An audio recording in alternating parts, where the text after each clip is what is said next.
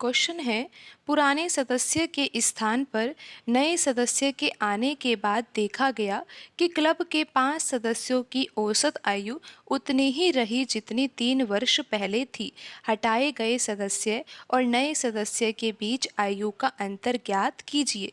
तो यहाँ पर प्रश्न में दिया है कि पुराने सदस्य के स्थान पर नए सदस्य आ गए हैं, तो क्लब के 5 सदस्यों की जो औसत आयु है वो उतनी ही रही जितनी 3 वर्ष पहले थी। तो अब हमें ये बताना है कि जो हटाया गया सदस्य है और नए सदस्य के बीच आयु का अंतर कितना है।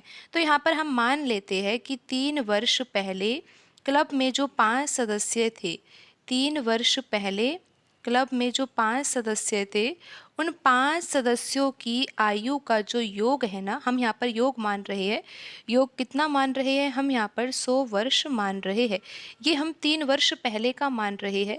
तो यहाँ पर अगर हम वर्तमान में उनकी आयु का योग निकालें, अगर यही 5 सदस्य ही रहते क्लब में, तो इनकी वर्तमान आयु का योग कितना हो जाता? आपको पता है ना कि ये जो 3 वर्ष पहले यहाँ पर 100 वर्ष था, तो यहाँ पर वर्तमान की बात हो रही है, तो सभी पांचों सदस्य जो है उनकी सभी की आयु 3-3 वर्ष बढ़ जाएगी।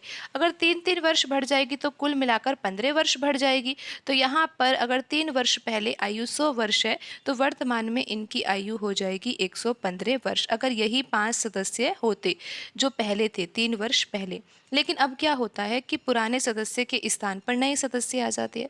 लेकिन फिर होता क्या है कि क्लब के जो 5 सदस्यों की औसत आयु है ना, वो उतनी ही रहती है। जब नए सदस्य आते हैं तो औसत आयु उतनी ही रहती है, कितनी? जितनी 3 वर्ष पहले थी। अगर औसत आयु उतनी ही है जितनी 3 वर्ष पहले थी, तो आयु का योग भी तो उतना ही होगा ना जितना 3 वर्ष पहले था।